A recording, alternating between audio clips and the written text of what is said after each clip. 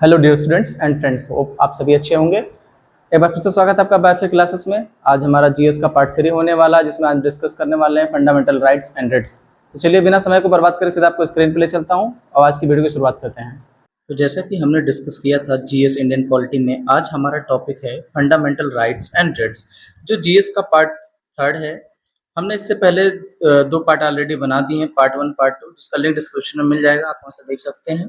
इसमें 50 important question होने वाले हैं और ये उन सभी स्टूडेंट के लिए जो SSC, railway, defence, police, state exam की तैयारी कर रहे हैं। तो चलिए शुरुआत करते हैं क्वेश्चन नंबर फर्स्ट से, बिना टाइम को बर्बाद किए।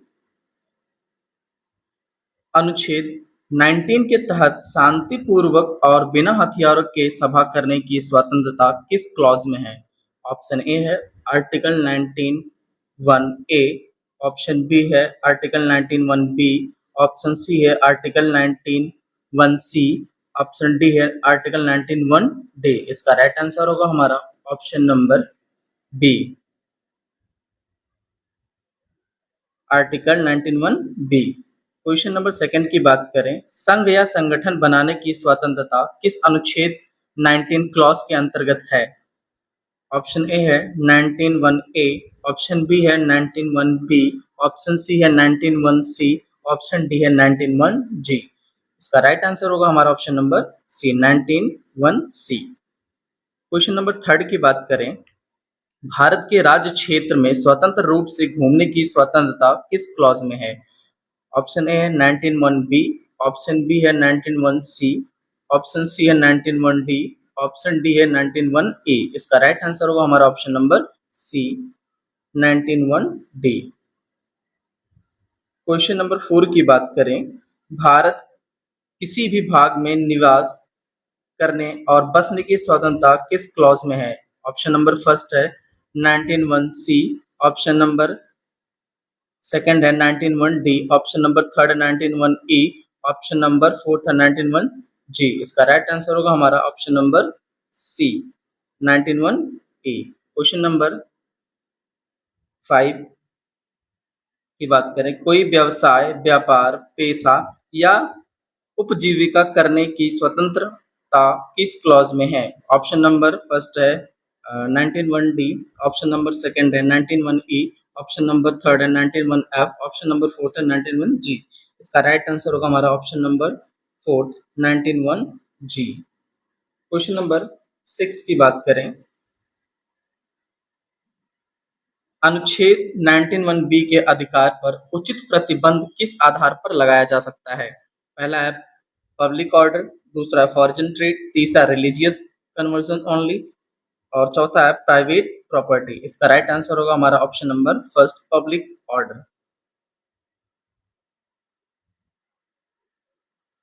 क्वेश्चन नंबर 7 की बात करें, अनुच्छेद 19(1)(a) की स्वतंत्रता पर प्रतिबंध लगाने का आधार कौन सा है? पहला है पब्लिक ऑर्डर, दूसरा है पब्लिक एम्प्लॉयमेंट ओनली, तीसरा एग्रीकल्चर प्रोडक्शन, चौथा लोकल टैक्सेशन। इसका राइट आंसर होगा हमारा option number A, public order. Question number 8वें की बात करें, अनुच्छेद 19(1)(g) के अंतर्गत व्यवसाय की स्वतंत्रता पर राज्य क्या कर सकता है? पहला ऑप्शन है नो रिस्ट्रिक्शन व्हाट्सएवर, दूसरा impose reasonable restrictions in the interest of the general public, तीसरा ऑप्शन है सस्पेंड इट परमानेंटली, चौथा ऑप्शन है अबॉलिश ऑल प्राइवेट ऑक्यूपेशंस। इसका राइट आंसर होगा हमारा option number B, impose reasonable restriction in the interest of the general public.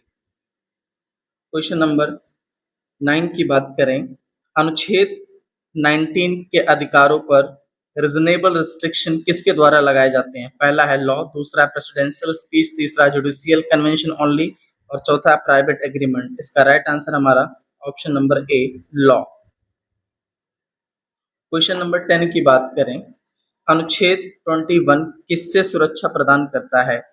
पहला है ex post facto criminal laws, दूसरा है प्रिवेंटिव डिटेंशन, तीसरा रिलीजियस डिस्क्रिमिनेशन, चौथा फोर्स्ड लेबर। इसका राइट आंसर होगा हमारा option number A, ex post facto criminal laws. Question number 11 की बात करें, डबल जियोपैर्डी से संरक्षण किस क्लॉज में है? पहला ऑप्शन है आर्टिकल 21, दूसरा ऑप्शन आर्टिकल 22, तीसरा ऑप्शन आर्टिकल 23, 3 और चौथा ऑप्शन हमारा आर्टिकल 21। इसका राइट आंसर होगा हमारा option number B, article 22। Question number 12 यानी 12 की बात करें, किसी अभियुक्त को स्वयं अपने विरुद्ध साक्षी बनने के लिए बाध्य नहीं किया जा सकता, या किससे संबंधित है? पहला ऑप्शन है आर्टिकल 21, दूसरा ऑप्शन है हमारा आर्टिकल 22, तीसरा ऑप्शन आर्टिकल 23, चौथा ऑप्शन हमारा आर्टिकल 22(1). इसका राइट आंसर होगा हमारा option number C, article 23। Question number 13 की बात करें, अनुच्छेद 20 के संरक्षण मुख्यतः किस प्रकार के मामलों में लागू होते हैं? पहला है क्रिमिनल ऑफेंसेस, दूसरा है सिविल कॉन्ट्रैक्ट्स, तीसरा है प्रॉपर्टी डिस्प्यूट्स और चौथा है इलेक्शन डिस्प्यूट्स। इसका राइट आंसर होगा हमारा option number first, criminal offences. Question number 14 की बात करें, अनुच्छेद 21 में प्रोसीजर एस्टैब्लिश्ड बाय लॉ किससे संबंधित है? पहला ऑप्शन है protection of life and personal liberty, दूसरा ऑप्शन है फ्रीडम ऑफ रिलीजन, तीसरा ऑप्शन है इक्वालिटी ऑफ अपॉर्चुनिटी, चौथा ऑप्शन है एबॉलिशन ऑफ टाइटल्स। इसका राइट आंसर होगा हमारा option number first, protection of life and personal liberty. Question number 15 की बात करें, अनुच्छेद 22 के तहत गिरफ्तार व्यक्ति को किस अधिकार की जानकारी दी जानी चाहिए? ऑप्शन फर्स्ट है grounds of arrest, option second है स्टेट बजट्स, ऑप्शन थर्ड है कोर्ट्स फीस, ऑप्शन फोर्थ है इलेक्शन शेड्यूल। इसका राइट आंसर होगा हमारा option number first, grounds of arrest. Question number 16 की बात करें, गिरफ्तार व्यक्ति को अपने पसंद के विधिक, व्यावसायिक से परामर्श और बचाव का अधिकार किस अनुच्छेद में है? पहला आर्टिकल 20, दूसरा है आर्टिकल 21, तीसरा आर्टिकल 22 और चौथा है आर्टिकल 23। इसका राइट आंसर होगा हमारा option number C, article 22। Question number 17 की बात करें, सामान्य गिरफ्तारी के मामले में गिरफ्तार व्यक्ति को कितने समय के भीतर निकटतम मजिस्ट्रेट के समक्ष पेश करना होता है? पहला ऑप्शन है 12 आवर, दूसरा ऑप्शन है 24 आवर, तीसरा ऑप्शन है 48 आवर और चौथा ऑप्शन है 72 आवर। इसका राइट आंसर होगा हमारा option number B, 24 hour. Question number 18 की बात करें, अनुच्छेद 22 में उल्लेखित 24 घंटों की अवधि में क्या शामिल नहीं किया जाता? पहला ऑप्शन है पुलिस इन्वेस्टिगेशन टाइम, दूसरा ऑप्शन है journey time necessary to reach the magistrate, तीसरा ऑप्शन है कोर्ट वर्किंग आवर्स, चौथा ऑप्शन हमारा टाइम स्पेंड इन कस्टडी। उसका राइट आंसर होगा हमारा दूसरा, journey time necessary to reach the magistrate. Question number 19 की बात करें, अनुच्छेद 22 की गिरफ्तारी संबंधी सामान्य संरक्षण किस स्थिति में सीधे उसी रूप में लागू नहीं होते? पहला enemy aliens and persons under preventive detention provision, दूसरा है all citizens, तीसरा है all civil cases, चौथा है all voters। इसका राइट आंसर है हमारा option number first, enemy aliens and persons under preventive detention provisions।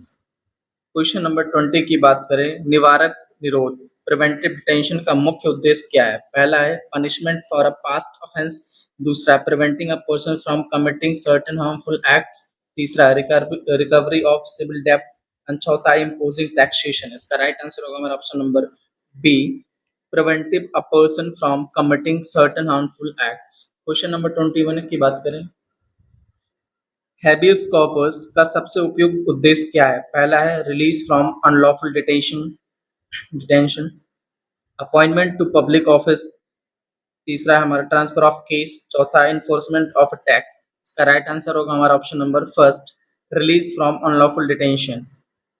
Question number 22 की बात करें, हैबियस कॉर्पस रिट में न्यायालय मुख्यतः किसकी वैधता की जांच करता है? पहला डिटेंशन, दूसरा इलेक्शन, तीसरा टैक्सेशन, चौथा लेजिस्लेशन। इसका राइट आंसर होगा हमारा ऑप्शन नंबर फर्स्ट, डिटेंशन, जो कि कुछ 21 नंबर से कुछ मिलता जुलता क्वेश्चन था ये। 23 की बात करें, यदि किसी व्यक्ति को अवैध रूप से हिरासत में रखा गया है तो कौन सी रिट सबसे उपयुक्त होगी? पहला है मैंडामस, दूसरा है हैबियस कॉर्पस, तीसरा है प्रोविशन और चौथा क्वो वारंटो। इसका राइट आंसर होगा हमारा option number B, habeas corpus. Question number 24 की बात करें, मैंडामस का शाब्दिक अर्थ समानता किससे संबंधित है? पहला वी कमांड, दूसरा बाय व्हाट अथॉरिटी, तीसरा टू हैव द बॉडी और चौथा टू सर्टिफाई। इसका राइट आंसर होगा हमारा option number first B command.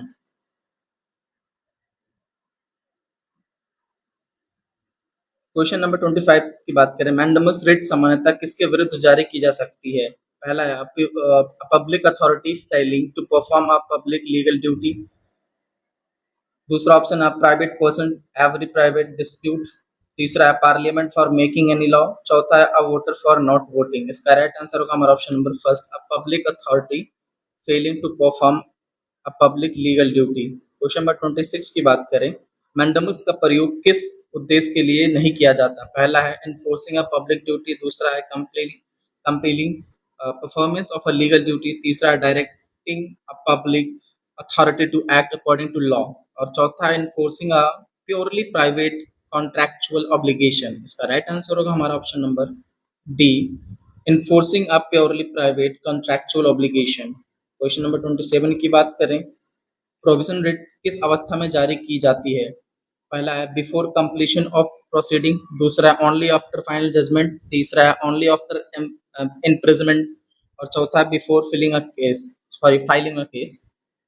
इसका राइट आंसर होगा हमारा option number first, before completion of proceeding. Question number 28 की बात करें, प्रोविजन रिट का मुख्य उद्देश्य क्या है? पहला है prevent a lawyer court tribunal from exceeding jurisdiction। दूसरा है quash an already completed administrative appointment. तीसरा है रिलीज अ डिटेन पर्सन। चौथा है हमारा question the authority to hold public office. इसका राइट आंसर होगा हमारा option number first, prevent a lawyer court tribunal from the exceeding jurisdiction। Question number 29 की बात करें, स्टैट्यूटरी रेट सामान्यता किससे संबंधित है? पहला है causing an order of a lawyer judicial quasi judicial authority. दूसरा है प्रिवेंटिंग एन अनलॉफुल डिटेंशन। तीसरा है अपॉइंटिंग अ पब्लिक ऑफिसर। चौथा है मेकिंग एन न्यू लॉ। इसका राइट आंसर होगा हमारा option number first, causing an order of a lawyer judicial quasi judicial authority. Question number 30 की बात करें, प्रोहिबिशन और सर्टियोरी में प्रमुख अंतर क्या है? पहला है prohibition generally prevents further proceeding. Certiorari में cause an order already made। दूसरा option both always mean exactly the same। तीसरा option prohibition concerns detention only।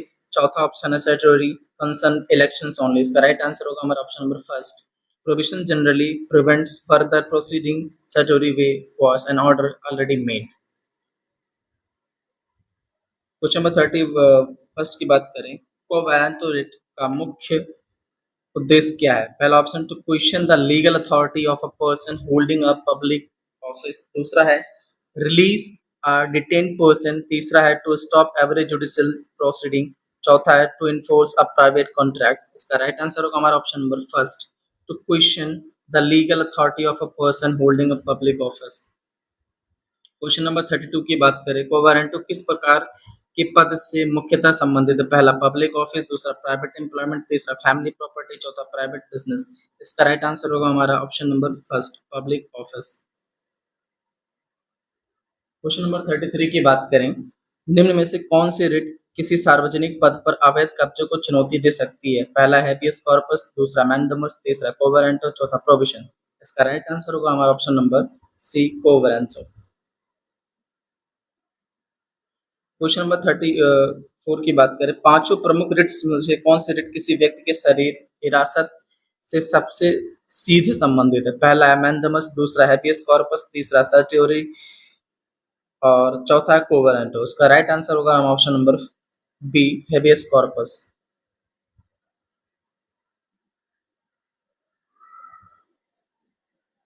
Question number 35 की बात करें, पांचों प्रमुख रिट्स में से कौन सी रिट किस अधिकार से के प्रश्नों से जुड़ी है? पहला प्रोविजन। दूसरा मैंडेमस। तीसरा कोवारंटो। चौथा हैबियस कॉर्पस।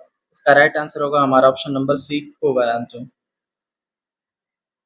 क्वेश्चन नंबर 36 की बात करें, पांचों प्रमुख रिट्स में से कौन सी रिट कार्यवाही रोकने की प्रकृति की है? पहला है प्रोविजन। दूसरा सर्टियोरी। तीसरा हैबियस कॉर्पस। चौथा है कोवारंटो। इसका राइट आंसर होगा option number first, provision. Question number 37 की बात करें, कौन सी रिट मुख्यतः आदेश को रद्द करने की प्रकृति की है? पहला है मैंडेमस। दूसरा सर्टियोरी। तीसरा है हैबियस कॉर्पस। चौथा है कोवारंटो। इसका राइट आंसर होगा हमारा option number B surgery. Question number 38 की बात करें, सुप्रीम कोर्ट द्वारा आर्टिकल 32 के तहत जारी की जाने वाली प्रमुख रिट्स वाली 5 प्रमुख रिट्स में से कौन सी शामिल है? पहला इंजंक्शन, दूसरा हैबियस कॉर्पस, तीसरा रिव्यू, चौथा है अपील। इसका राइट आंसर होगा हमारा option number B habeas corpus. Question number 39 की बात करें, हाई कोर्ट के रिट जुरिस्डिक्शन किस अनुच्छेद में है? पहला आर्टिकल 32, दूसरा आर्टिकल 136, तीसरा आर्टिकल 226, चौथा आर्टिकल 227 है। इसका राइट आंसर होगा हमारा ऑप्शन नंबर थर्ड आर्टिकल 226।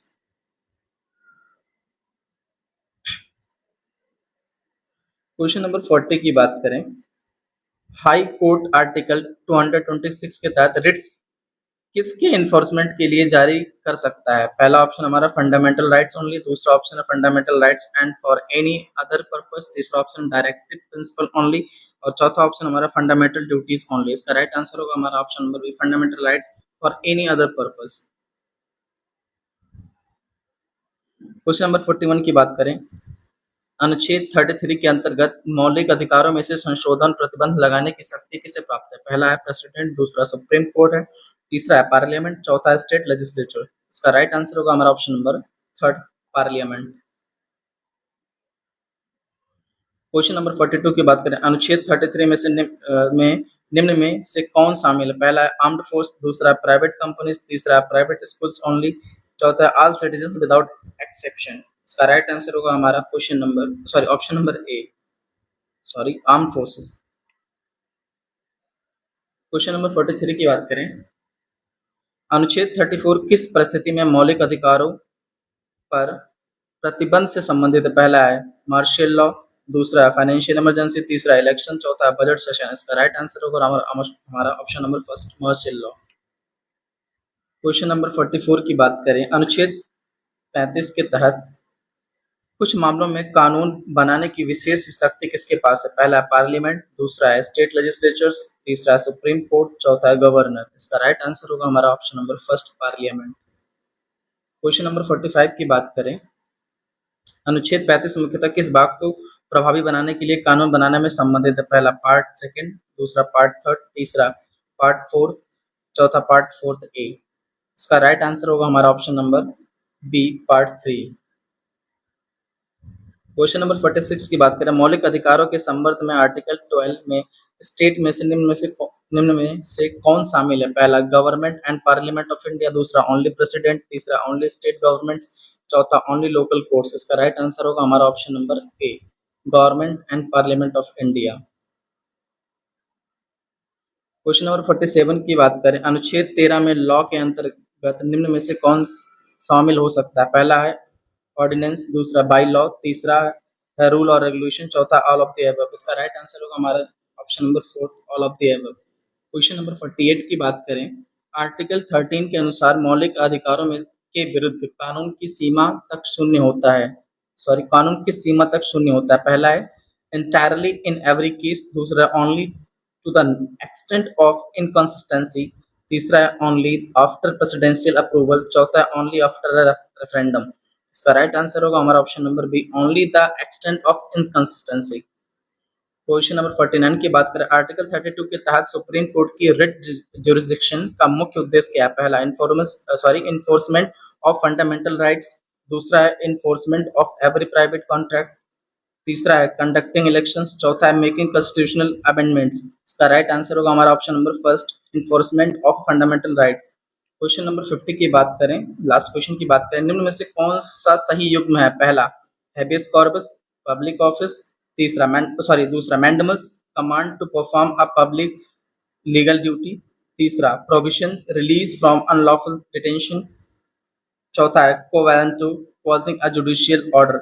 इसका राइट आंसर होगा हमारा option number B mandamus command to perform a public legal duty. Hope आपको वीडियो थोड़ी भी इंफॉर्मेटिव लगी हो, अगर लगी तो प्लीज लाइक करें, शेयर करें, प्यार से कमेंट करें। Thank you so much for watching. मिलते हैं नेक्स्ट वीडियो में। आंसर शीट आपको नीचे मेंशन है, पीडीएफ का लिंक डिस्क्रिप्शन में मिल जाएगा। थैंक यू, जय हिंद।